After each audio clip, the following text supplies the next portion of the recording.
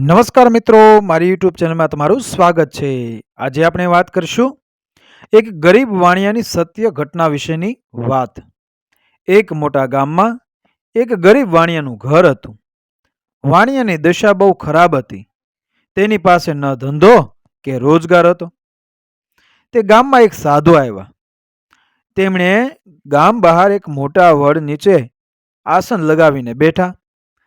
ગામના લોકોને જાણ થઈ કે આપણા ગામની બહાર એક મહાન સાધુ આવ્યા છે. અને ગામના લોકો, જે ગામવાળા હતા, તે સાધુના દર્શન તથા સાધુ મહારાજના જે પ્રવચન છે એ સાંભળવા આવવા લાગ્યા. મહારાજની વાણીથી લોકોમાં આનંદ થયો. સવાર સાંજ ભીડ થવા લાગી. પેલા ગરીબ વાણિયાને થયું, હું પણ તે સાધુના દર્શન માટે જાઉં. સાધુની જયા બેઠક હતી. જ્યાં બેઠક હતી ત્યાં આવી મહારાજને નમન કરી દૂર જઈ બેઠો. સમય થતાં એ ગ્રામજનો સૌ પોતપોતાના ઘેર ગયા, પરંતુ એ વાણિયો બેસી રહ્યો. બપોરની વેળા થઈ.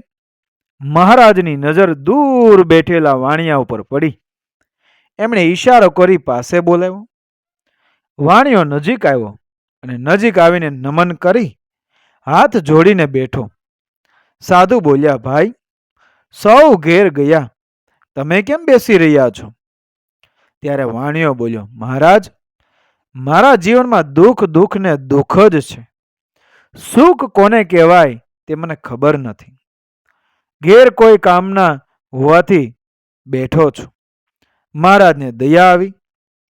તેમણે પોતાના તપના બળે એ સમાધિ ચડાવીને વાણિયાનું દુઃખ જોયું. સમાધિમાંથી ઉતરીને મહારાજ બોલ્યા, બેટા, ખરેખર તારા જીવનમાં દુઃખ છે, પરંતુ બેટા, હું તને મારા તપના બળે તારા જીવનમાં 5 વર્ષ સુખના આપવા માંગુ છું. બોલ, તારે અત્યારે સુખ લેવું છે કે ઘડપણમાં? વાણિયો બોલ્યો, મહારાજ, જો આપ દયા કરતા હોય તો 5 વર્ષ સુખ અત્યારે આપો, કારણ દુઃખ તો મેં બહુ વેઠ્યું. હવે સુખ આપો, પાછળ તો દુઃખ વેઠી લઈશ. સાધુ બોલ્યા, જા, આજથી તું જે કરીશ તેમાં તું સફળ થઈશ. આ સાંભળી વાણિયાની હોશ વધી. ઘેર આવી વધી ઘટી ઘર વખરી એ બજારમાં વેચી તે પૈસાથી સામાન લઈ અને બજારમાં વેપાર કરવા બેઠો.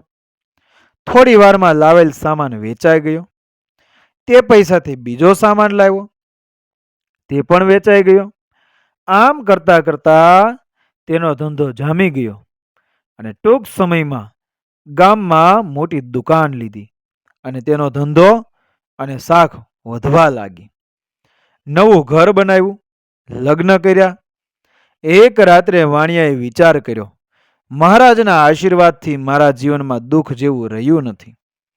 સવારે પેઢી ઉપર બેસતાની સાથે એ પોતાના મુનિમને જણાવ્યું કે આપણા ગામમાં એ ગૌશાળા, ચબૂતરો, પરબ, ઢોરને પાણી પીવા માટે હવાડો અને ધર્મશાળા બંધાવો, તેમજ આજુબાજુના ગામડાઓમાં પણ આ કાર્યો ચાલુ કરાવો, તેમજ આજુબાજુના ગામડાઓમાં અન્નક્ષેત્ર ચાલુ કર્યા.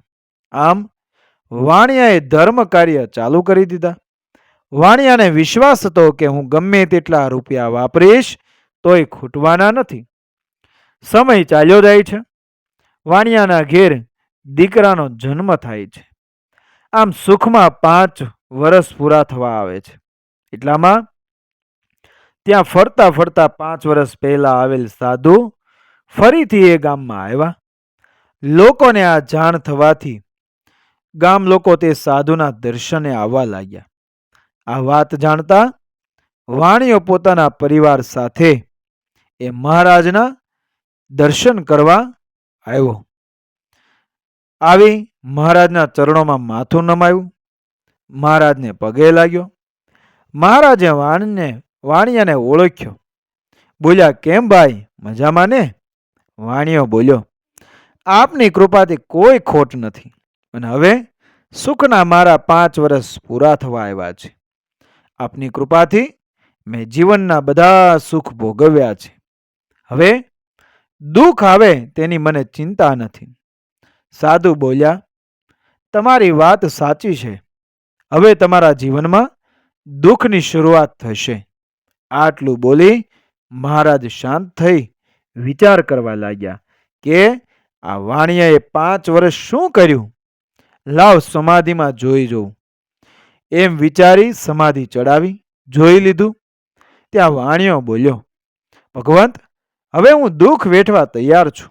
મહારાજ બોલ્યા, અરે ગાંડાભાઈ, તે આ 5 વર્ષોમાં એટલા બધા પુણ્ય કાર્યો કર્યા છે કે આ જીવનમાં તો દુઃખ નહીં આવે, પણ તારી 7 પેઢીમાં પણ દુઃખ નહીં આવે. તારા સત્કર્મથી તે તારા જીવનને બદલી નાખ્યું છે. માણસ વસ્તુઓમાં જ સંતુષ્ટિ શોધતો હોય તે અસંતોષ સિવાય બીજું કંઈ મેળવી નથી શકતો. કારણ કે વસ્તુ તો માત્ર સુવિધા આપી શકે છે, અને ચોક્કસપણે સુવિધા અને સંતોષ વચ્ચે ઘણો ફેર છે. સુવિધા તકલીફનો અભાવ છે, સંતોષ આનંદની ઉપલબ્ધિ છે. તમારું હૃદય શું ઈચ્છે છે? તમારું હૃદય શું ઈચ્છે છે? તમારો પ્રાણોને શેની તરસ છે? હું એ પામવા માંગુ છું જે પામીને પછી બીજું કંઈ પામવાનું બાકી ન રહે.